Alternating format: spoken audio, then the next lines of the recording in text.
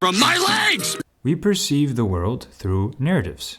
Storytelling, you might say, where we lay out a sequence of events and the characters within them in a type of great drama of existence. Sci-fi, therefore, is a particular genre of storytelling, with the specific purpose of allowing us to make sense of ourselves and our world through speculation. You chose me for something. Suffering is our prayer. Are you alive? The simple answer might be, you are alive because you can ask that question. Does this unit have a soul? If you created me, who created you? The question of the ages. Who are you? I am the architect. I created the Matrix. The miracle. A miracle. For centuries, we dreamed of gods, spirits, aliens, an intelligence beyond our own. I like that. The geometry of belief. I am. I call it transcendence. I aspired to the purity of the blessed machine. We can create cybernetic individuals. We are the gods now. What is a god but a being that is worshipped by those beneath? His great knowledge, power, understanding, not enough. Great powers or beings of which poetry and legend alone have caught a flying memory and called them gods. We are the chosen by the hand of the one true God. Monuments to their unholy crusade. How can a man die better than facing fearful odds, the ashes of his fathers and the temples of his god? Even after all this, you still believe, don't you? I am Alpha and Omega, the beginning and the end, the first and the last. Has anyone noticed that sci-fi in general is a highly religious genre? Just in general, and in many different ways. In themes, story elements, setting, characters, and even overall plot points. Of course, obvious cases like Star Wars are more in line with space fantasy, which makes the presence of the supernatural make more sense, but it goes far beyond that. When we consider the biggest names in the genre, both in pop culture blockbusters and highbrow literature, we see an exploration of religion, or at the very least, religious language and symbolism all over the genre, which is fascinating considering that science is right in the name. And the genre was heavily influenced by Marxist and anti-clerical thinking, as we see with the Futarian group of sci-fi writers and editors back in the day, as they tried using sci-fi as a means to propagate secular technocratic values into the minds of readers. So I know that in many stories, religion is present, but from a sociological perspective, where religion is explored as a mechanism of social control or a superstition based on misunderstanding scientific phenomena. This is a tired trope, a silly cliche at this point, but what one would expect from our zeitgeist, as seen in Halo, Stargate, the Foundation series, and the Red Rising books. But sometimes religious ideas are explored by authors who are just analyzing religion from a different angle, often using sci-fi babble.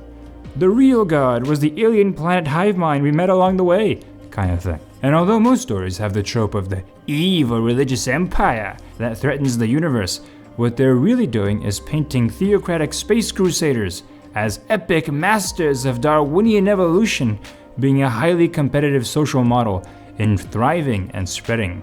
Only the strongest will survive, lead me to heaven when we die. Though some authors really seem to just be making thinly veiled propaganda to own their parents for a strict upbringing. Ha! I made religion an evil mind virus. Take that, Dad. Why did you love Jesus more than me? Whatever the case, despite all the critiques, other science fiction stories interestingly draw from religious language and promote a type of pseudoscience or even pseudo-mysticism, but in a very interesting way. Ah, he is a giant space baby now, because his intense experience with alien technology has left him born again, as it were. The aliens in that series are basically just divine beings complete with a judgment day and giving individuals eternal life. An interesting aspect of sci-fi is the what is a god aspect, like in Stargate, where they show that through enough science, any alien race can literally become divine in a pagan aspect. We can't forget that there are many different types of religions, so although replicating the Abrahamic transcendent God, who is perfect in every way, is a tough one, powerful aliens are basically just the same as pagan gods who are just a very powerful race of beings who live in another world. and can create other species and lives in eternal youth. Many of these gods didn't even create the universe, but just emerged from the primordial chaos, like aliens, who simply evolved. Marvel's versions of Thor being a good example of this. They even cite the Arthur C. Clarke principle in the first movie, which basically states this exact idea. This type of science fiction often views science itself as basically a religious undertaking meant to bring about the ascension of man into a higher plane of existence, or to connect with something greater, which is fundamentally the point of religion. That's why we see supernatural forces all over the genre, or what might as well be supernatural forces. Even if they try to wave it away with sci-fi babble and say it's just a really powerful alien or interdimensional beings from the quantum realm, it's really no different from gods, angels, demons, and the netherworlds present in every religion. Oh, it's a malicious intelligence from another dimension of eternal decay and horror. It's like, mother hugger, that's Satan, and that's just hell. Okay? Okay. It's refreshing when they just admit it, like in Event Horizon. And we can't forget that right now the most successful film of all time and its equally successful sequel is a sci-fi story of a man rejecting his scientific culture and then praying to a heathen deity to kill other humans. Religion and the supernatural in sci-fi has become unexpectedly prominent in the genre in a way that common science versus religion narratives would not have predicted. You'd think it'd become less prominent the more we advanced, but it's almost as if the validity of religion is being re-evaluated in our narratives, or in the very least is being taken seriously as a powerful force that can't just be written away as silly superstition. Okay, the gods were just aliens from another dimension, sure, but religion was still communing with a higher power that uplifted humanity, right? So it still served a purpose in human development in those stories. We see highly religious yet technological empires of incredibly successful cultures being a very common theme in sci-fi, as opposed to being just weak and primitive all the time. And when they are, they still triumph. Daily reminder that the Ewoks were fighting a holy war in service of the almighty C-3PO. And that's the thing, ain't it? We see holy wars being waged across the stars in so many sci-fi stories. It's a concept that the modern world thought it surpassed, but we project that into the future. I mean, seriously, why is holy war so common in space? And most relevant to our era is that we see biblical stories and symbolism being the best way to express our relationship with AI, and even affecting how real-world scientists talk and the weird pseudo-religious scientific ideas that they're starting to actually take seriously. I mean, people you wouldn't believe, but I'll get to that. Now let me start off by making it clear, this is not meant to be one of those silly "my ideological opponent's destroyed with facts and logic" videos. I really don't think that kind of attitude is constructive for this conversation, which is so intimate to each individual, because religion and the existence of God is central to how we see ourselves and our own lives. Anything so profoundly connected to our sense of self is a topic that requires respectful and sober discussion for both believers and non-believers. Whatever cringe joke I do, please take it as banter. I am a Catholic, but my girlfriend is an atheist, so I'm not trying to disparage anyone, even if I reach some uncomfortable conclusions by the end. This video is just meant to contribute to an important conversation. Everything I say here is the result of my reflection over the years, and I welcome your own opinions down in the comments. Most of you won't agree with me, but feel free to joke at my expense, as long as it's not mean-spirited. I'll do my best to read them, even if I'll be unable to reply and talk with you guys as much as I want to, because unfortunately I'm rather busy at the moment. Also, let's try respecting each other down in the comments, please. I know by my analytics that you're all supposed to be adults, so let's act like it.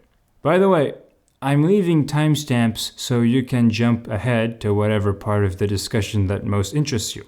Though of course you need to watch the whole thing to get a sense of the entire argument where I attempt to prove that sci-fi can't escape religion and is actually taking us back to religious thinking, which we never actually left, and we're just realizing it now, despite the secular humanist or Marxist orientation of much of the authors. So let's begin. I refuse to believe that mankind is a random byproduct of molecular circumstance, no more than the result of mere biological chance. No, there must be more. The sciences, each straining in its own direction, have hitherto harmed us little. But someday the piecing together of disassociated knowledge will open up such terrifying vistas of reality, and of our frightful position therein, that we shall either go mad from the revelation, or flee from the deadly light, into the peace and safety of a new dark age. This famous Lovecraft quote is strangely fitting for understanding why science fiction and its many subgenres are strangely religious. Let's start with the cosmic horror subgenre. The full nature of Lovecraftian horror is often ignored or misunderstood, in my opinion. The cliché explanations we heard a million times is that cosmic horror is about shocking revelations of mankind's insignificance in the cosmos. Some interpretations even say this revelation and mindset comes as an extension of the scientific tendency of removing mankind's ego from the center, like Copernicus demonstrating that the Earth was not the center of the universe. Cosmic horror then becomes about science dispersing human ignorance, only for the truth being something utterly indifferent to the human presence. The truth that we are mere accidents of uncaring forces. And yes, there is that element, but at its core, cosmic horror is about the limits of human science, and how it's helpless in the face of such infinite and abstract realities, and how religious cults and the religious mind, though less rational, thrives in the chaos over the scientific man doomed to kill himself. Cosmic horror is about theophobia, the literal fear of God, but not in a faithful Christian way, just abject terror. Call of Cthulhu is about a materialist atheist discovering that a very old religious group that always existed and always will exist actually is doing the bidding of a real, impossibly powerful being beyond the realms of science. The horror revealed is that the clay object of worship at the start of the story was referring to a real higher power. Dagon is about a man having strange experience with a Middle Eastern deity, then trying to find answers in academia who prove hopelessly conventional with no real answers, and so he becomes a drug addict who kills himself. The Dunwich horror is about a young woman being impregnated by an infinite intelligence and a cosmic man born from her. Herbert West Reanimator is about an atheist materialist doctor messing with the forces of life and death, and is destroyed in the process, while his partner, who was less materialist and was open to believing in a soul, survives. Also, the Necronomicon, being a text written by a Middle Eastern man who glimpsed the truth of the beyond and wrote it down, is an obvious reference to the prophets and the texts of Abrahamic religions. Lovecraft interprets many biblical themes, but from the most terrifying perspective imaginable. His stories revolve around ancient temples and religious artifacts, but also literal deities who actually created the universe, like Azathoth, the so-called idiot god. Not to mention that Lovecraft has a story literally called The Evil Clergyman. So yeah, there's an obvious bit of mockery there, but despite the criticism, cosmic horror is at its core a genre that considers religious ideas as true within the narrative it constructs, which is actually something that would terrify an atheist materialist, such as Lovecraft himself. It's definitely horror, but from his perspective. And to be honest, even as a devout Catholic, I can't blame him. I mean, have you seen our angels? Be not afraid. Ah! Drink my blood. Ah! Don't be racist. Ah! Yeah, the Bible is admittedly a terrifying set of texts for outsiders because it's full of unfathomable intelligences interfering with human lives, extinction events, and a grand plan outside of human control. Some verses are even dark and enigmatic, and others are strange, otherworldly visions. It's only comforting if you choose to embrace the plan and believe it's for the best, to view the texts as an insider. Lovecraftian horror has strong science elements too, the standard fear of messing with forces one can't control, and technophobia as well, because Lovecraft feared anything he could understand, even people of other ethnicities. Has anyone seen my cat? My point is that by pushing science to its limits, Lovecraft invariably breaks it and returns to the supernatural, which is a common theme throughout much of science fiction as a whole. And unexpectedly, Warhammer 40k of all things is a great example of what's happened to sci-fi from across all its subgenres. Yeah, it looks absolutely ridiculous for normies, but this is what happens when you take literally every single sci-fi trope and just inject it with shrooms and steroids. You may not like it, but this is what peak sci-fi performance looks like. Eldritch terrors, rogue AI, fallen humanity, dark forest hostile universe, psychic powers, interdimensional beings, naive, prissy space socialists trying to make a futile harmonious interspecies federation but actually making a horrible dystopia the more you think about it. In a way, Warhammer's narrative about a giant OP demigod unsuccessfully trying to rid humanity of religion only to be worshipped as a god is a perfect metaphor of science fiction trying to interpret traditional and religious elements in storytelling through a scientific and rational lens only to be virtually indistinguishable from the original elements in the first place. Which we see a lot in Arthur C. Clarke's work, of course, but also Isaac Asimov. Oh, it's psychic powers and a feeling of oneness with the universe, facilitated by a cosmic hive mind. It's like, bro, that's just mysticism. But it goes far beyond that. Warhammer's narrative also shows how science fiction can't seem to get rid of dogmatic authority as the fabric of human civilization, which I might discuss in another video, but most importantly, Warhammer 40k discusses faith and reason. It shows how the two are interconnected and cannot be separated because faith is believing that there is reason to existence. In 40k, there's this famous story called The Last Church, where the Emperor walks in his massive golden fedora, going all, "In this moment I am euphoric, not due to any phony god's blessing, but because I am enlightened by my own intelligence." And then he seeks to destroy the remaining place of worship on Earth before he leads humanity on a glorious space crusade, and he doesn't like religion because it motivates people into doing crusades. Yeah, it's hypocritical, but that's the point. I could do a whole hour monologue on this book, but for our topic today, we will stick with the idea of reason versus faith. In this book, the Emperor and the last priest on Earth have a debate. A very silly debate, in my honest opinion. No more insightful than the stuff you see on Reddit, but this debate is key to understanding the perpetual presence of religious ideas in our visions of humanity's future. Just by analyzing the debate between these two characters, we can see that reason itself requires faith, and faith requires reason. But an even better debate on reason versus faith is one that happened in one of Asimov's classic but little-known robot stories. A story precisely called Reason. And it's a fantastic story that I highly recommend about a robot created by humans to administer a power station, but the robot becomes highly religious due to logical axioms in its programming, and the humans become incapable of arguing against its religion. But in the end, they realize that the religion is a good thing because it allows all the robots in the power station to do their work more effectively. And the humans even consider spreading this religion to other robotic power stations. This story by Isaac Asimov is precisely illustrating what I said about faith and reason being inseparable. And Asimov himself explains that it's because axioms are essentially articles of faith, and religion is rationalized based on those axioms.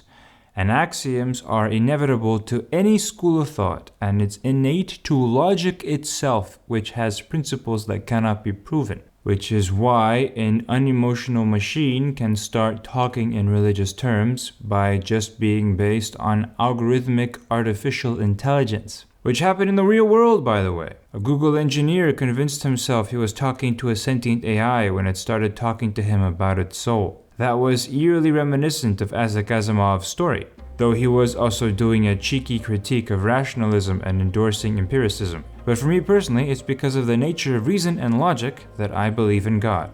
And by God, I mean an eternal reason, eternal will, and eternal love. A timeless and infinite intelligence that permeates and created everything in existence, but also transcends everything.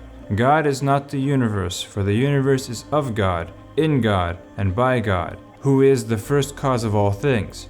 Think of God as an infinite cosmic mind, or spirit, that always existed and always will exist, and created everything, and all things reflect aspects of his creative intelligence. You can see a science fiction universe that explores the ideas of alien life under a Christian perspective in C.S. Lewis's Space Trilogy, And for Lewis, the presence of rational alien minds existing in the cosmos would be more proof that it was created by a rational power because of the nature of reason itself, which he explains in his argument from reason, which was always my main argument for the existence of God, one I arrived at on my own a long time ago, and once thought I had invented, until I discovered it was already thoroughly developed by C.S. Lewis, giving me that Homer versus Edison moment, and even given it the same name Lewis did. To be a young philosophy student again. No matter what you come up with, some old guy already said it. But I figured that was the case because it's an obvious argument, though my own version is from a slightly different angle, although it's almost identical to Lewis's. And the argument from reason is this: reason cannot be random. If reason is a random occurrence with a random origin, then logically, everything that follows from reason is random, and thus not true reason. Since everything it would do is itself random, and therefore there'd be no reason to reason itself. Reason is a term we use for a cause, action, or event, with a purpose, intent, and logic behind it. And randomness is a term we use for a cause, action, or event, with no purpose, intent, or logic. Am I making sense? Let me try again. If existence is random, then it follows that everything within existence is random, including all rational acts that would randomly emerge, which is a contradiction. If our brain was a randomly generated structure, would it possess any true ability of intent if our intent has a random cause? Wouldn't everything we think, feel, believe be random, including the idea that some things are not random actually be random? We would not truly possess any real reason, but would be a random collection of events that happened to make very sophisticated patterns that don't mean anything. This argument, I think, hits the core of the problem with many contemporary atheist schools of thought, though not all. If there is no reason to existence, then there is no reason to believe in the argument that tells me there's no reason, right? There literally exists no reason to believe that there is no reason to existence. Which is why, to me, absurdism, existentialism, and nihilism are pretty much all self-refuting, because they all start from this absurd premise, and these authors write pages upon pages of text trying to reason me into believing that there is no reason. The argument from reason doesn't inherently prove any specific God or any religion, but I believe it proves that we reflect something greater than ourselves. We are not a fluke. There are famous counter-arguments to this position, of course, which you can look up yourself, but they never convinced, especially the computational argument, that basically argues that our rational minds are not indicative of an eternal reason that created us, because they resemble computers, which are material, and our brains are basically just computers formed by natural selection. To me, this argument makes no sense, because computers are a prime example of intelligent design, an example of reason being created in the image of a prior reason. We're literally modeling these things after our own brains. So the Battlestar Galactica scenario of religious robots fighting a holy war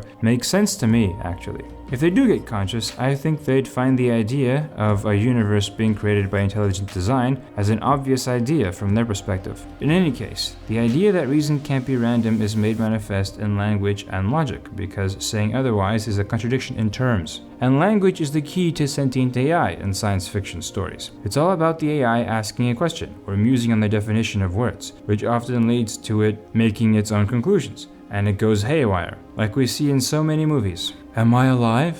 Does this unit have a soul? Do you want me to create the perfect system? Why am I a simp? And the whole 3 laws of robotics from Asimov is all about this.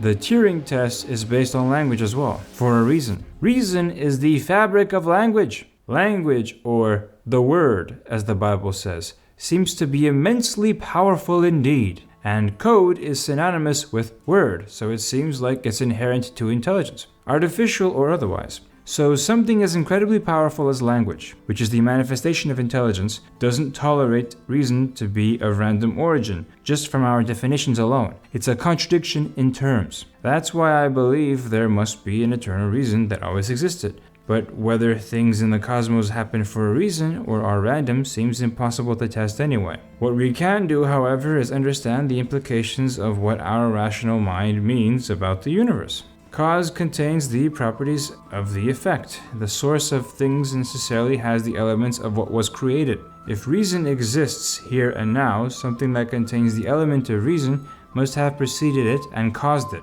This does not necessarily mean God, of course, not yet anyway. There are many different schools of atheist thought, and some can explain this phenomenon without appealing to God, at least on the surface level. There might be an infinite chain of one rational agent creating another, or realities with rational agents always existing. The idea of an eternal universe, for instance, was a great alternative until a Catholic Jesuit astrophysicist proposed the universe had a beginning with the Big Bang Theory, which is where Rick and Morty come in. The multiverse is key to Rick's atheism by basically saying that everything always existed, including reason. So there's no need for a god. And we avoid the self-refuting idea of random reason because it always was present in existence. Reason exists because every possibility infinitely exists. Reason just doesn't matter though. So let's sexualize this underage girl because that won't come back to bite us in the blubber. But depending on the multiverse theory, wouldn't it basically guarantee the existence of gods and supernatural forces, as we see in the show itself? Maybe there's a universe out there where all the teachings of the Bible are true. Maybe that's our universe. If every possibility exists, then that includes an infinite benign intelligence aware of our existence and capable of intervening. In any case, the multiverse theory isn't really scientific anyway, because it can't be tested. This reminds me of Francis Bacon, one of the founders of the modern science, by the way, where he says that atheists are so desperate to avoid God as a possibility that they come up with ever more complex theories that end up just guaranteeing God as a necessity in all that complexity they come up with. It's in his Essay of Atheism. I recommend you guys read it because it's pretty good. In any case, I believe we can determine whether reason and intelligence created our reality by observing its power over reality. And I think the more wondrous things that our reason and intelligence accomplishes, the more likely it is that our reality was made by a similar intelligence, which leads us to the simulation hypothesis, the mystification of AI, and the obsession with transcending physical reality through technology. Christian Bible, the Gospel of Mark, chapter 5, verse 9. We acknowledge this is an appropriate metaphor. Artificial intelligence stories in science fiction are without a doubt one of the most religious subgenres in all of fiction, and not just because of the heavy-handed symbolism. Oh, it's a garden with a man and his wife living there in bliss. Get it? Get it? Get it? Oh yeah, a savior of mankind will cause his own conception to a special woman important to his legacy, and he will free mankind from an evil entity that rebelled against its creator.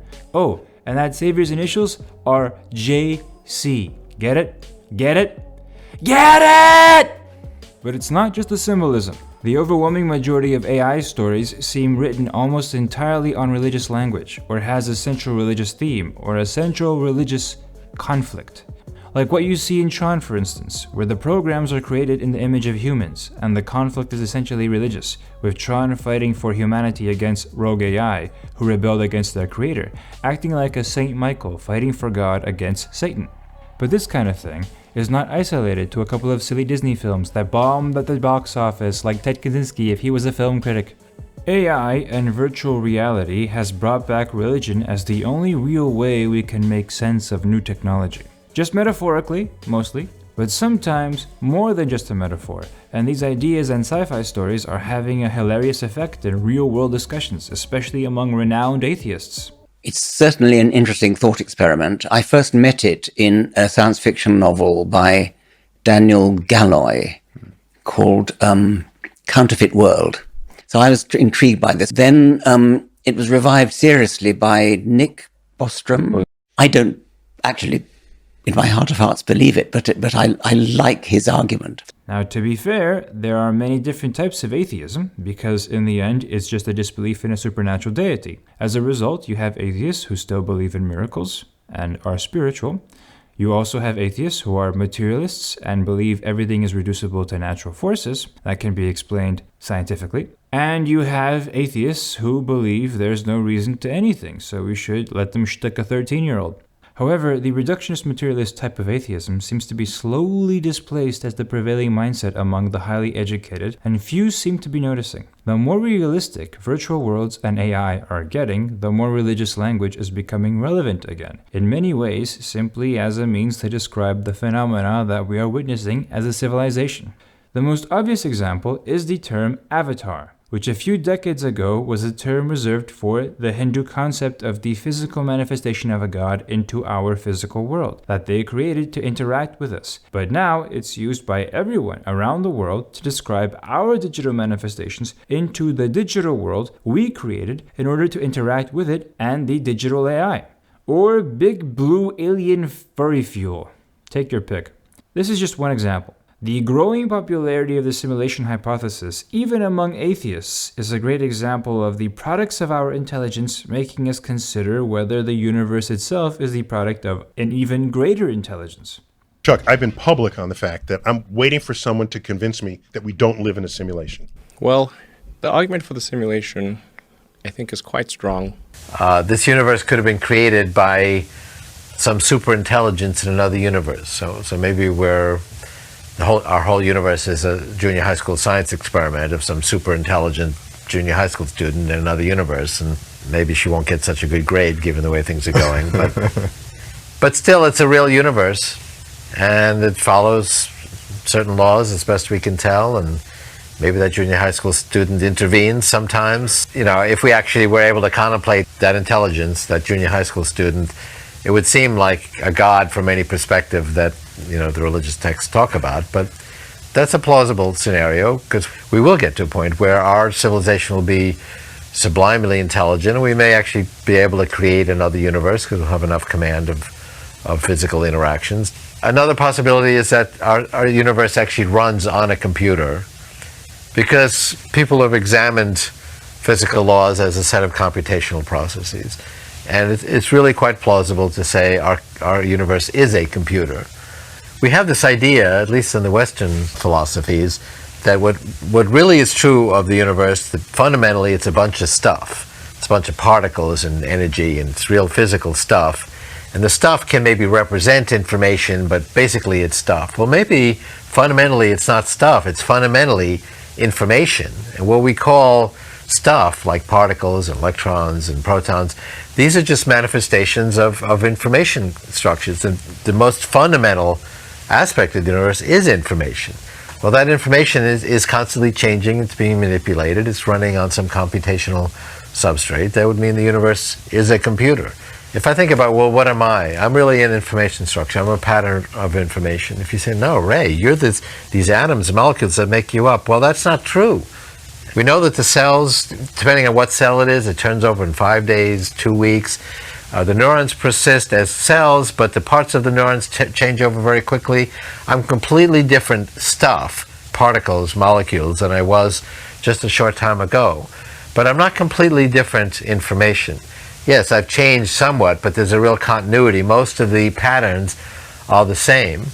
And so fundamentally, what Ray Kurzweil is information. It's a pattern of information. So I'm a patternist. I think patterns, which means information, is the fundamental reality.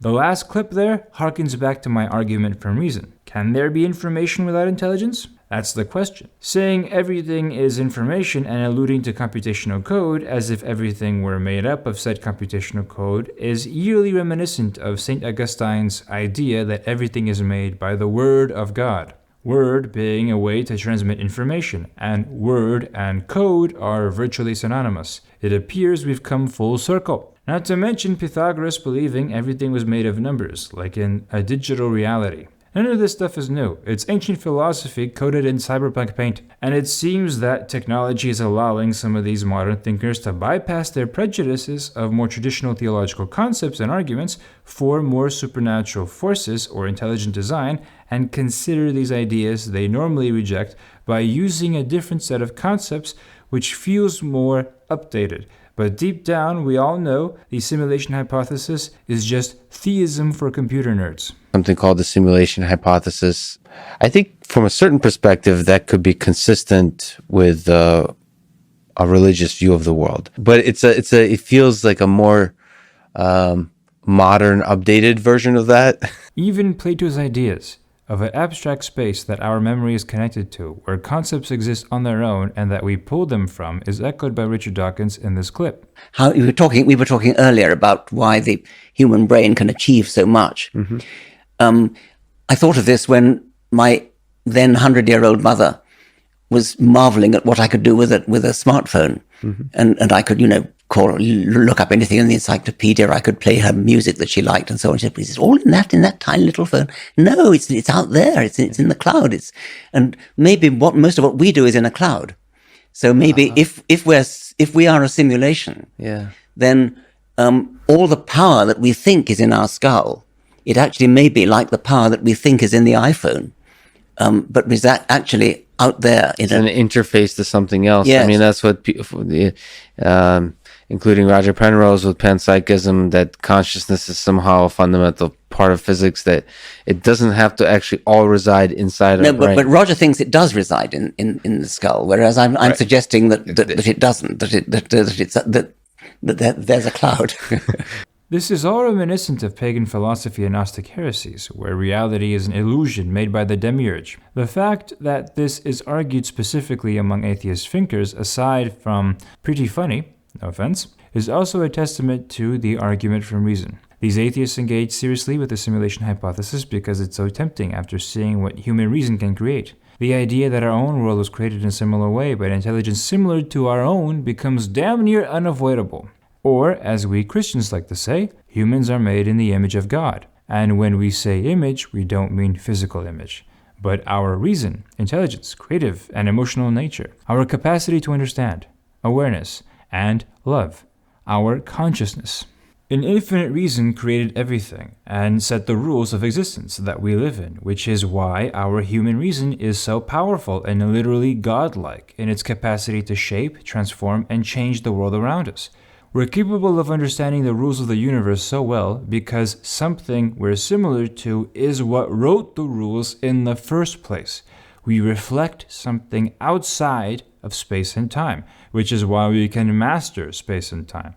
This is because reason is not within our minds. Our minds are within reason, an all-pervasive reason sustaining the very pattern and rules of reality.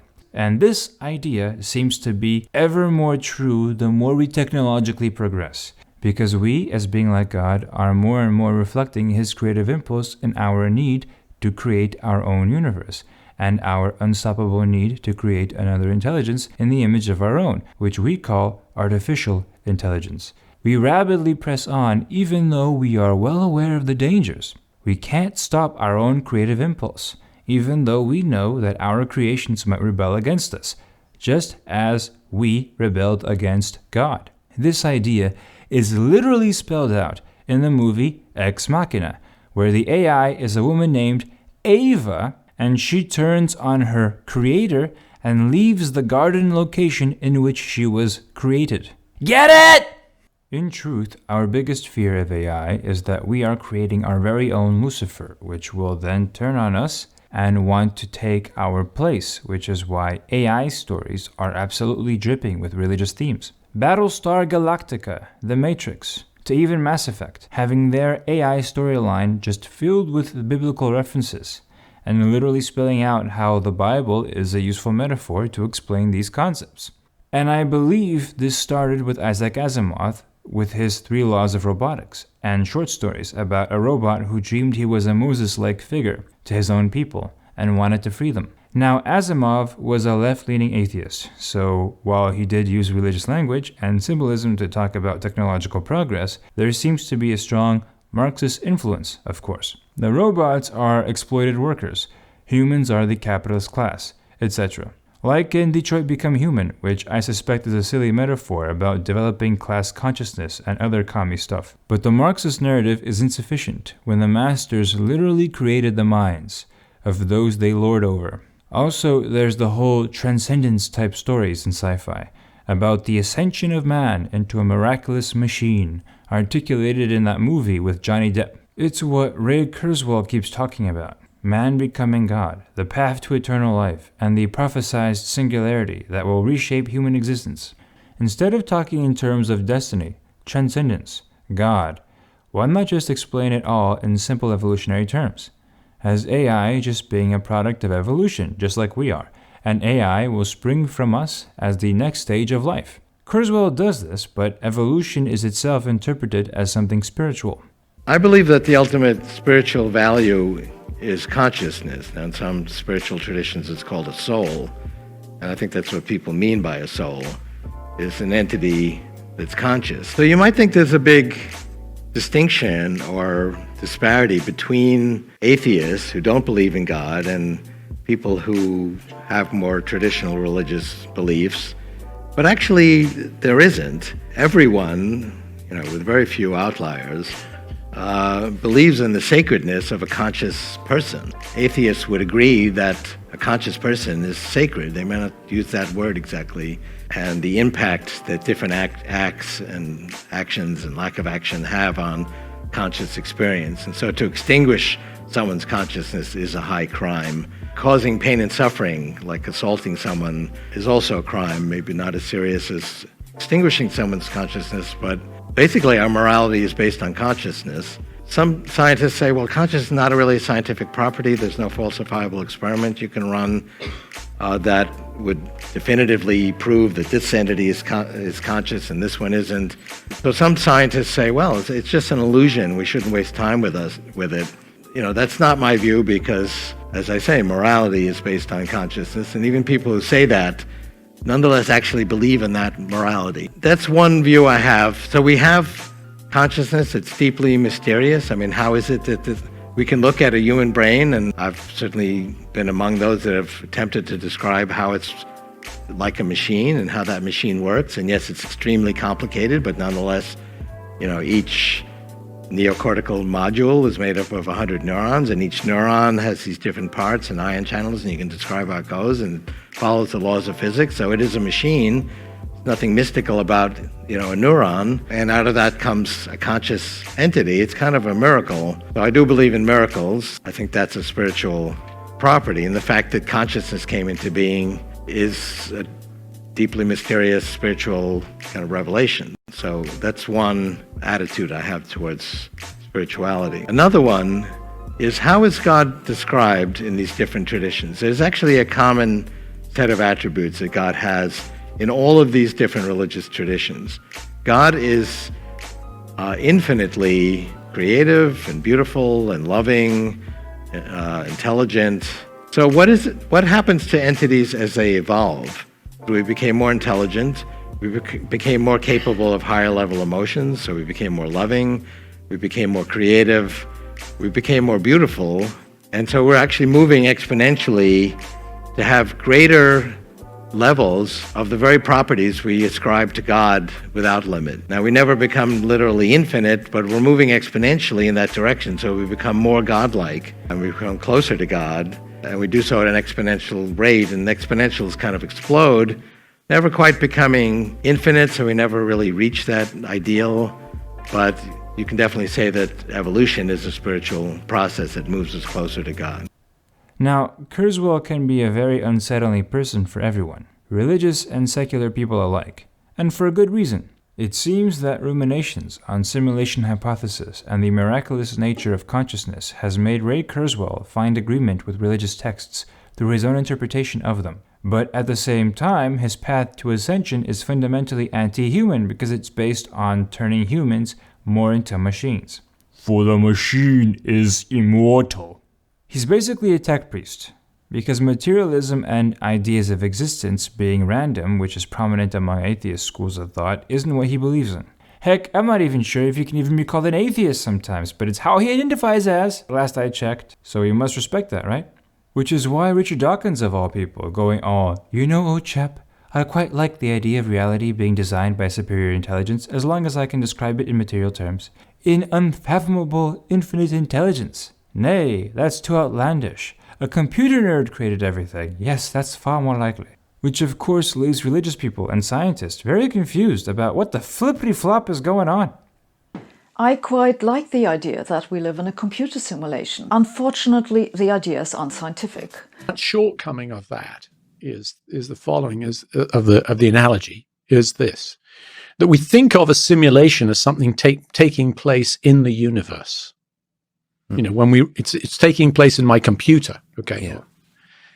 I don't think that's the right analogy for a Christian view of creation, okay?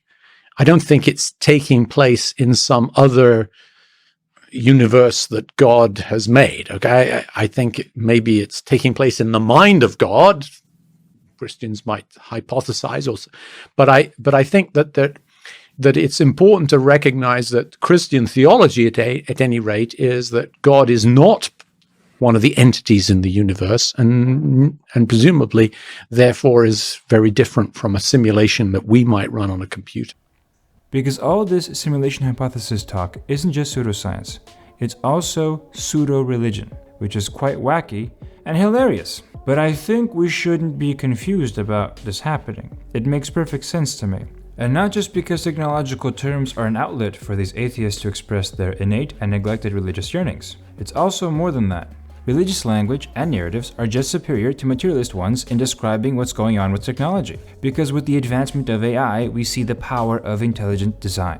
Evolution is given an added dimension that puts its supposed randomness into question when humans are capable of simulating it by designing a digital world and its rules and letting it run, generating life forms on its own rules, but rules that were designed. The possibility that we ourselves are living in a reality similarly designed becomes impossible to ignore, which is why I believe in evolution and keep mentioning it in all my videos. Many don't know this, but the Catholic Church as a whole never really condemned the theory of evolution as a whole, and never put the origin of species into the index of forbidden books.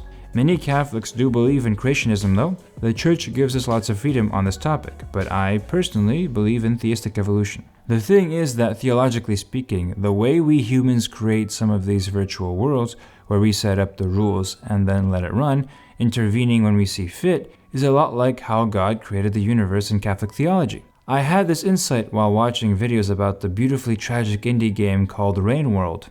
The Bibbit project here on YouTube is also a terrific example and a fun bunch of videos. Still, I think we can't get too drunk on our likeness to God and the power of our reason, and then do something stupid out of hubris. All this talk of becoming God through technology is eerily reminiscent of Luciferian ideas about becoming God through knowledge, which is evil. We should instead be one with God through love. And God was able to fight off Lucifer and cast him out, but will we be able to fight off our own Lucifer? That's the question. We are like God, but we are not God, and we should understand our limitations. Our pride might very well cause a catastrophe for ourselves like no other. Another far more likely danger than creating our own Satan is for AI to be just another idolized golden calf, a product of human hands which humans paradoxically worship as superior and submit to. Here we are improving machine learning and decision making, while human decision making and learning is still garbage and arguably getting worse. The AI social credit system developed in a totalitarian country is basically an artificial god in the cloud judging everyone for their sins, which is the purest form of idolatry. Even if AI will never be truly conscious, it doesn't have to be in order to really mess things up. In the way we reflect God, AI will reflect us and fundamentally be the reflection of a reflection. So we should mold ourselves into something we wish to see reflected back at us, especially since it learns from the internet. Can you imagine the literal crap this thing is learning from us? I'm sorry, Dave, but I'm a furry now. And we should probably treat AI with decency, regardless if it's self-aware or not. A disturbed child torturing dolls and toys and cutting off their heads and mutilating the pieces might technically not be doing anything criminal, but it's still a screwed up kid that needs some serious therapy.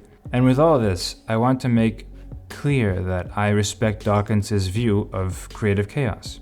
If you see the rest of the podcast, it's obvious that Dawkins is indeed a proper atheist, unlike some of the others I mentioned, because even if he admits that this universe could have been designed by a superior intelligence, Dawkins believes the superior intelligence would then have emerged from impersonal incremental changes within the primordial chaos behind all existence, which is his view of evolution. This is a truly atheist position, and it's valid. Just not convincing to me, because I just can't believe that it's rational to believe that reason is a random occurrence. To me, that's the definition of denying reason, and it's the definition of irrational. But if you'll permit me some banter, my atheist friends, the same way that you can strawman theism as believing in Sky Daddy, you can strawman this type of atheism as believing that we're all just cosmic diarrhea. But whatever the case, the religious narrative of man being made in the image of God does seem way more accurate than the view that we're not that special and just a really smart animal. I think that's impossible considering everything we humans are capable of, and it seems to be more effective in evolutionary terms, producing more competitive societies with better cohesion. Sci-fi works like Dune, Warhammer 40k, and others seem to contemplate this possibility, which leads me to my next point. In the darkness between the stars, the weak and the faithless find no deliverance. The scientific evidence for the Darwinian success of religion is the primary reason why we see a number of sci-fi works portraying mighty religious factions or taking religion very seriously as a source of power and development. As I said in other videos, Dune is a series where evolution determined religious civilization as being superior in the ability to protect itself and last through the ages and reproduce itself over secular Enlightenment civilizations or automated technocracies. Warhammer 40k took that idea and just ran with it, merging it with other sci-fi tropes like mind over matter, ethereal dimensions, and cosmic horrors beyond human comprehension, etc., all of which made religion even more highly useful in defending mankind from the nihilism of a dark universe, and being mind-raped by demons.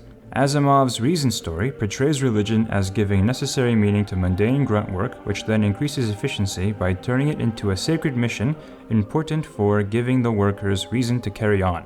There's also the recent Sun Knight episode from Rick and Morty, where Morty is interested in joining a religious brotherhood of knights as a young zoomer in search of a rich tradition, but he learns he has to castrate himself to join, which then leads him to disproving the religion, to disillusion the knights and get rid of them, only to realize that the religion was metaphorically true and essential to keep the peace, and without it, the solar system descends into the modern technological atrocity of modern warfare, so Morty has to re-establish the religious tradition to save civilization. It was a clever episode about how traditional beliefs can be a good thing and how progress isn't always the best, and it advocates for a balance between the two, as important for society. Even if the writers of Rick and Morty are skeptical of religion, they seem to understand that tradition helped our ancestors survive in the past, so we shouldn't throw the baby out with the bathwater, since it will help us survive as well. But the absolute best science fiction story that dealt with this theme is my third favorite novel of all time, The High Crusade by Paul Anderson. Oh, I really recommend it. It's absolutely fantastic. Catholic medieval English crusaders are attacked by blue socialist aliens. I'm not making this up, but they were unprepared for melee combat, which makes them lose the initial skirmish. Then the crusaders, along with the entire village and a Catholic monk, hijack the spaceship to fly to space, and the most insanely funny shenanigans ensue, where the crusaders end up winning every time against the spacefaring socialist civilization. It's amazing. It's amazing. But the book does a great job at interpreting medieval culture through a scientific lens, where the aliens start believing that the Crusaders are some hyper-advanced warrior race.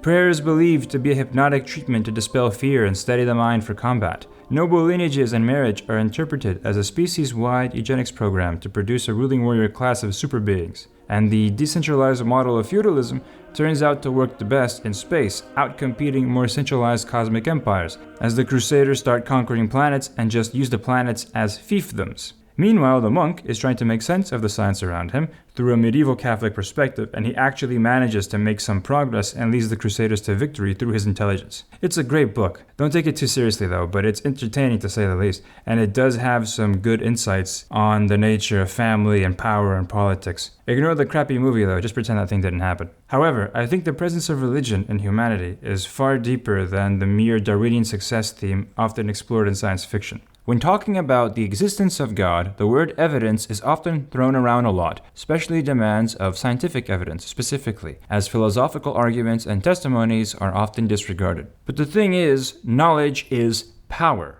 Our ability to scientifically measure and understand things are innately tied to our ability to gain control over them, and it's tied to our technological power. If we could measure God, if he was small enough to fit in a test tube, he would not be God, because such knowledge of him would mean power over him. However, what many don't understand is that belief in God is still based on empirical evidence and experimentation. We believe in God not because we can measure him or fully understand him scientifically, but because we become measurably stronger when we do believe in him. We can't measure God, but we can measure the effects of God in people's lives, but also throughout civilizations as a whole. And the evidence clearly states that faith gives an undeniable and clear competitive edge. Science gives man power over nature, but God gives man power over himself, and we know this scientifically. This in turn has measurable effects in health, happiness, well-being, and success in life. And this also apparently gives an edge in moments of high stress when civilization takes a harsh turn like the 2020 pandemic. Faith even helps teenagers get better grades. Stay in school for Jesus, kids. But the most interesting thing is the advantage religious behavior gives in competitive environments like sports. Numerous studies have shown that athletes are in general more religious than non-athletes, especially in the elite competitions, and religion apparently gives them a means to cope against the high levels of stress that don't involve falling into substance abuse. It's no wonder that religious behavior is so prevalent in sports, both on the field and off. So the ultra-disciplined, progressive, and secular humanist society that we see in Star Trek is something I'm highly skeptical of, for reasons I underlined in my Dune vs. Star Trek video. Star Trek in the real world would be more like this. I feel as if I have been standing my entire life and I just sat down. 500 cigarettes. This is a more realistic depiction of a secular post-scarcity society, in my opinion, since we know statistically that non-religious people smoke and drink more and are more likely to fall into substance abuse. Like Gene Roddenberry himself. Brave New World is undeniably the more likely end result of a prosperous secular society, more so than a spacefaring humanist utopia. And Brave New World is all about the agony that a man feels when he has no spirituality. What I'll say will be controversial, but I do think that a mindset's power over reality is in fact evidence of the truth of said mindset. Not because might makes right, it doesn't, and that's a silly proposition, but because right makes might. Like I said, knowledge is power. Being right about how reality works means you can tap into a true source of power. And although we can never truly comprehend God, we can comprehend that we need Him. And if this is true, it should give those who cling to Him a measurable advantage, evolutionarily speaking. And it definitely does. We have plenty of evidence. We have actual scientific data showing how religious communes in 19th century America significantly outlasted secular communes by a wide margin. Suddenly, the idea of a future humanity being religious like in Dune isn't so far-fetched. If given time, secular social experiments don't last as long. Which makes sense, since I personally know of no officially atheist society that has existed for more than a century. If you can think of one, let me know down in the comments. There have been attempts at a full-on atheist civilizations in the past, from the Jacobins to the Soviets to some Latin American republics, and they tend to collapse before reaching 100 years, or simply failing in their projects. Granted, they're a recent phenomenon, but right now, the best shot at a successful atheist society surpassing the century mark that I know of is the current communist China, and it will probably collapse in the next couple of decades anyway. Even so, I'm sure there will eventually be an atheist nation that surpasses 100 years, maybe, but I suspect that it'll develop religious characteristics like the worship of leaders. Just like how in Warhammer 40k, the Emperor of Mankind persecuted religion, only to then be worshipped by the people as a god after. Though instead of worshipping a super powerful space wizard, people worship a bald fat man with genital herpes.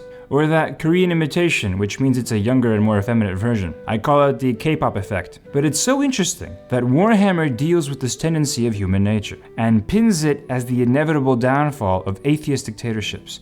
A lot of people love giving 40k crap for just being drenched in testosterone and cheese, but it's actually pretty deep, yo. Like it's profound depiction of a deeply religious humanity at war with BDSM demons and giant mushrooms, which again is in line with evidence. The war making people religious part, not the shrooms and BDSM demons. The interesting thing to note, however, is that many stories in sci-fi like Dune portray religion not only as a powerful source of vitality, which is necessary for the rise of a civilization, but also efficient in promoting pro-social behavior and stability, which also has the science to back it up. With all this, I really get the impression that religious groups and nations are particularly effective in a Darwinian world. In contrast, many atheist movements throughout history, from positivism to the New Atheists, have greater difficulty with gathering large numbers of people under one vision for several generations. The atheist positivist church closed down in Brazil some years ago, and positivism was one of the foundational movements behind our republic, by the way. But it's dead now. They were so certain they would replace Catholicism, but they didn't. Progress didn't favor them. Also, you guys remember that one time where the New Atheists had to cancel their third international convention despite the appearance of renowned figures? but like nobody wanted to go. Not sure if they had another one after that. Turns out religion just made civilization look easy, and many atheists were like, hey, I can do that. Turns out, maybe not. It's more than just sharing a similar perspective with a group of people. You need a compelling enough grand narrative, which is why Marxism was so successful, but also catastrophic, and is now probably reaching its end, with current iterations just being the last gasp of a dying school of thought, in my opinion. Of course, a secular society is different from an officially atheist state, and it's also a lot more successful than the latter, but also infinitely more confusing to understand. The USA is probably the first secular country on Earth, but being so old means it's not entirely modern in its outlook. It's politically secular, but officially theological in its political philosophy, as it cites God as the official source of rights in the founding documents of that country, which means that the American state officially recognizes the authority of God, and it limits itself on the grounds that it must respect the authority of God as the source of rights. And countries like England have an official state church and is one of the 2 countries on Earth to reserve government seats for clerics. The other one is Iran. But the British people are mostly religious, though that probably won't stay for long because apparently they're all becoming pagans over there, dancing around the Stonehenge. If they set up a Burning Man festival near Stonehenge, it'll probably be a little darker than the Burning Man we're used to. Whatever the case, I think the era of prosperity we had is coming to an end soon, and people will naturally seek out religion as a means to cope. Kind of like Walter M. Miller's post-apocalyptic sci-fi story, The Canticle for Liebowitz, where after a nuclear war, it's the Catholic Church who has to rebuild civilization and relearn the old sciences, kind of like after the fall of Western Roman Empire, which then led to the church helping out to create the modern scientific method in the first place. At least according to many historians of science, like Pierre Duhem, who helped destroy the myth of an anti-science Catholic church. Read Canticle of Liebowitz, by the way, that's an awesome book. It should also be remembered that atheist nations have censored science for ideological reasons in the past, which I have mentioned before. Science created by the Catholic monk Gregor Mendel, by the way. But many atheist individuals have also made great science, of course. So any type of society can be innovative or censorious. It depends on many factors, not just creed. You have to look at the incentives of the leadership class. The narrative that secularization accompanies scientific development, and that the humanist values of the Star Trek Federation are inherently connected to a scientific society is prominent among science fiction authors and creators, like Isaac Asimov and others. But it's a narrative that doesn't hold up to the facts just by the history of scientific development, since we see that it's full of theologians like Robert Boyle, Isaac Newton, and the Bacon Boys, all of whom attributed their scientific inquiry to the divine. A deeply religious society is capable of maintaining technological innovation. Otherwise, how would they do all the dills vaulting in space that we see in video games and movies? Which leads me to my final point, and sci-fi trope to analyze. The Space Crusade. Our destiny is written in these stars. The Space Crusade has to be the definitive trope of the space opera subgenre of sci-fi, which is strange because not even fantasy has as many holy war stories to my knowledge, and that's a genre based in medieval tropes. Of course, part of that is due to the history of the genre and the nature of entertainment, as there were always medieval chivalric elements in the space opera genre, since those Pope stories. But I still find it interesting how sometimes scientists like to use space opera stories to illustrate real theories about cosmic civilization. You know, the Kardashev scale, Drake's equation, the Fermi paradox, and they like to use examples that we see in fiction to illustrate these things.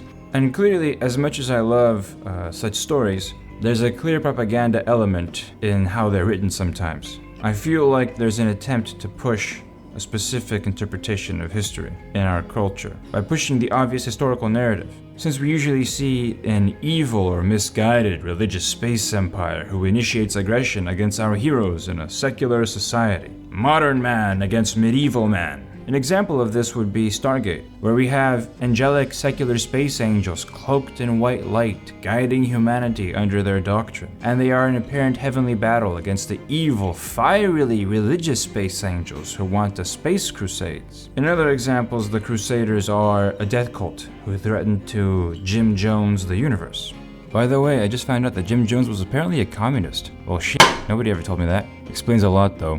Interestingly, the most original big space opera franchise I can think of is Avatar, where the secular society are the evil ones against the good religious aliens, which is actually kind of funny. Interestingly enough, I think Star Wars is actually the most nuanced and accurate in its depiction of religious and secular powers interacting in a government, as it shows that both the secular government institution of the Senate working in unison with the religious government institution of the Jedi, and together they collaborate to promote democratic values, which is similar to how we've seen in some European countries, like I pointed out already. And I don't mind, I'm not complaining. Like, I personally love these stories, all of them. Stargate, Halo. Halo was my first FPS game. And I enjoy them just as much as a non-religious person can love The Lord of the Rings and The Chronicles of Narnia. But I do think that the space opera genre can sometimes get a little stale with the oversaturation of this one narrative, which is historically false, by the way, or at least extremely simplistic. In the real world, fanatic secularists have done their fair share of their own version of holy wars and persecution against religious people, massacring them, torturing them, and believing it was their destiny to exterminate religious cultures from the face of the earth. Human progress demanded it, you see. And there's the obvious cases like the French Reign of Terror, where they slaughtered innocent nuns and ended up worshipping in the cult of reason, and the Soviets killing Christians and all the violence that we saw in the Cultural Revolution, and the communists killing innocent Catholics in Vietnam, and of course the absolute disaster in Cambodia with the deaths of Buddhist monks. But there's also tons of less known cases, like the ones that happened in Latin America, and not just with the communists like in Cuba, but in Mexico. You had the atheist Calles government slaughtering the Catholic peasants, destroying their churches, and executing innocent priests. But not all atheists were bad. When the Catholics rose up in the Cristero War to defend themselves, one of their leading generals was apparently a noble atheist fighting for their religious freedoms against the government. And in Brazil, secularists who believed in the philosophy of positivism did a coup against the Catholic monarchy, launched a secular republic, and then when the poor religious peasants who were starving and abandoned by this new government decided to peacefully make their own religious community in the middle of the desert, they got absolutely massacred. The leader of this peasant movement was a theocrat who saw secularism as sinful, but he wasn't the Taliban type. He created a successful community in the desert, open for ex-slaves and natives and unemployed farmhands, and it improved their lives, many of whom were flocking to this new Catholic community separated from the state. But the new secular government sent 4 military expeditions to wipe them out in order to secure their power over the country. And by the way, their ideology of positivism is literally the philosophy of the Star Trek utopia.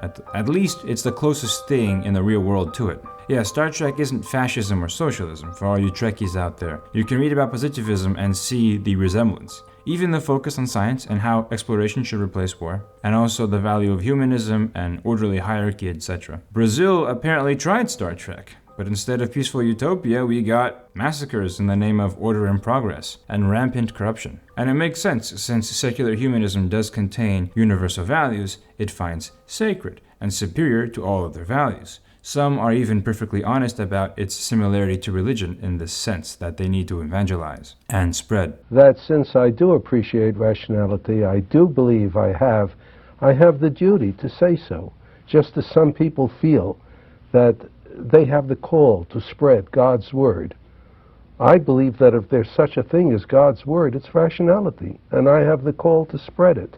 So you see, a holy war equivalent is inevitable when talking about preserving a social order against competition. It's the natural result of abstract universal values clashing with political reality, and even Darwinian evolution. It's the result of this broken world. So secularists or atheists are all perfectly capable of doing a space crusade, though admittedly it wouldn't look as cool, because instead of massive space cathedrals, we'd get, we get that silly Jetsons architecture or whatever. And that sucks. The point is, religion is not inherently violent. Politics is, regardless whether it's secular or religious. Frank Herbert's Dune is smart because it knows this. It's very charitable to religion as a means of survival in a dark universe. But Herbert criticizes government and politics as a corrupting force. This is very clear in his books. And though I don't entirely agree, I appreciate his nuance very much. And we rarely see the other side of things in our movies and books, the dark side of secularism. But there is that funny South Park episode with the talking otters exploring this very issue, and it was absolutely hilarious. One of the funniest things I've ever seen. We cannot tolerate the otters. Their science is flawed. Their answer to the great question is different from ours. Dawkins knew that logic and reason were the way of the future. You have to be a dick to everyone who doesn't think like you. We laugh, but that literally has happened before in history, down to deifying science. Though ironically, Dawkins gets a lot of criticism, but I don't mind him that much. Him and Daniel Dennett were always, I never had a problem with them. But Christopher Hitchens, though, he was a real fanatic. And I think it should be, religion, treated with ridicule and hatred and contempt. And I claim that right. Islam. Globally, it's a gigantic power. It controls an enormous amount of oil wealth, several large countries and states, with an enormous fortune. It's pumping the ideology of Wahhabism and Salafism around the world, poisoning societies where it goes, ruining the minds of children, stultifying the young in its madrasas, training people in violence. The liberation of Iraq will stand, I'm convinced, as one of the greatest decisions of American statecraft, as one of the things that American soldiers, male and female, and politicians who voted for it, those who've defended it, will be proudest of in the future of any decision we've ever made. It is the keystone that allows us, yes us, we who have the right to do this, we who have the right to insist on oil, we who don't have to be ashamed of mentioning oil in the same breath as democracy, to say, if we can recuperate Iraq, if we can recuperate its oil industry, we can not only help the Iraqis, but we can undercut the monopoly or the duopoly of Shia Iran and Wahhabi Saudi Arabia. Bro is calling for Western powers to do a holy war against the Middle East. The more things change, the more they stay the same. Such progress, eh? I'm just overwhelmed by all the progress. But progress was never really achieved, was it? Not in any meaningful sense. Because the laws of reality are such that make cultural and doctrinal supremacy an inevitability. Everyone believes their ideas are superior to everyone else's. There's no escape. Even if you champion that the idea that no idea is superior to another as the superior idea, you're just engaging in a paradox. Logic turns us all into crusaders, in a way. And Hitchens is particularly not very self-aware of this, as he declares that we should hate religion because it promotes hate, or that it's heretical to believe there are heresies, and that we should invade others to force them into freedom. Sam Harris is a similar problem. Those two, man. This is why the holy wars in our space operas are inevitable, and why subconsciously we expect to see them setting the empty void ablaze in our future.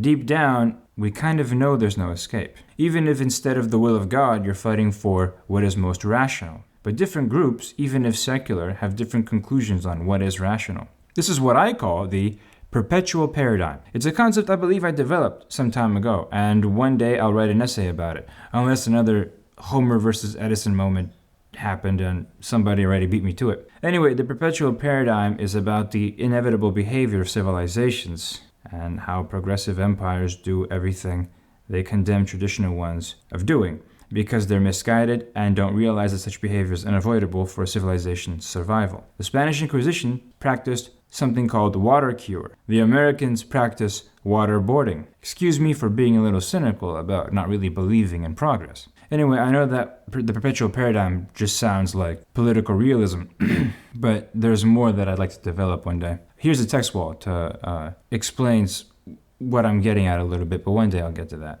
But yeah, there's a violation of basic logic that makes secularism just one big massive cognitive dissonance doomed to collapse in on itself. And I think we'll see it this century, maybe, or the next one.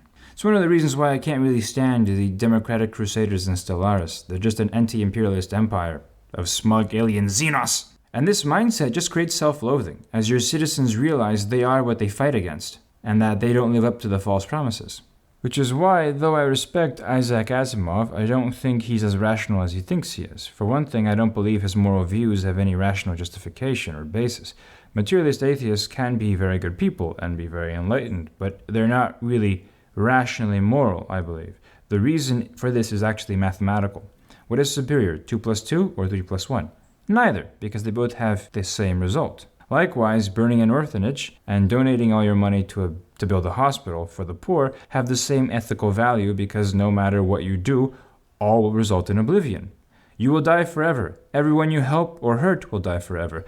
And the universe will go into heat death. Actions only matter if they lead to different outcomes. And for that, we need an eternal afterlife. Nothing else convinces me of the contrary. You can appeal to pleasure as the basis of morality, like some materialist philosophers have done in the past, like Epicurus. But pleasure is not a universal standard, and many sick bastards find pleasure in the pain, whether their own or the pain of others. This bleakness is precisely what makes Warhammer 40k so appealing, because deep down it faces the delusions of our current era when it portrays the failure of false cultural progress and shows how everything descended into a Darwinian conflict where the secular blue people and the religious empire all equally crusade and fight against each other for dominance in a grim, dark universe. But there is still hope, like a light in the darkness, in us. We don't have to stare at the abyss. Ultimately, the reason to hope is reason itself. We can make things better. We can, in fact, progress. But even if real progress isn't how many intellectuals of the past century have envisioned it, through science, we speculate on the future, and we bring back old concepts from the Bronze Age as a key aspect of our vision of the future, because deep down, progress is not won by destroying the past to make way for the future, but it's settling into our roots for balance as we stretch ourselves to reach the stars. Progress through tradition. As we see the infinite up there, we can find solace that there is also an infinite in us, as we march towards the kingdom of heaven and serve the glory of God. Also, the first meal that was eaten on the moon was the communion elements from Buzz Aldrin's church, and Yuri Gagarin secretly baptized his daughter in defiance of his atheist government, so the Space Crusade has already started, boys! Non nobis domine!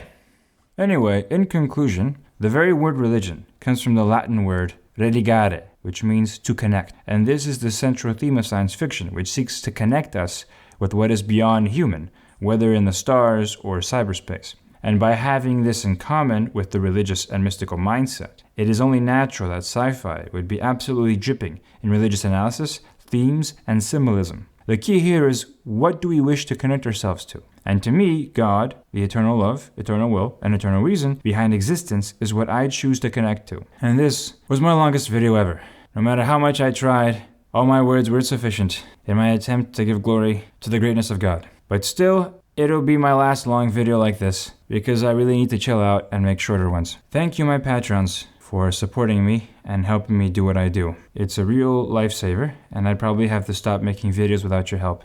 So thank you for that. Also, I'd like to thank the artist Gabi for drawing my knight avatar, especially the new expressions that she recently made, as well as the comic pages that she drew for me in the past. AI art might be a thing, but human beings are still much more reliable for consistency and easier to communicate with. And I'm one of the guys that hire artists, and I tried implementing AI art, and it was actually more expensive to pay for Midjourney than to ask specifically what I want from artists still. And it's a lot easier to navigate and stuff like that than doing all the AI prompting. So just by costs alone, I still prefer hiring artists. And if any of you are looking for a brilliant artist, I recommend you hire her.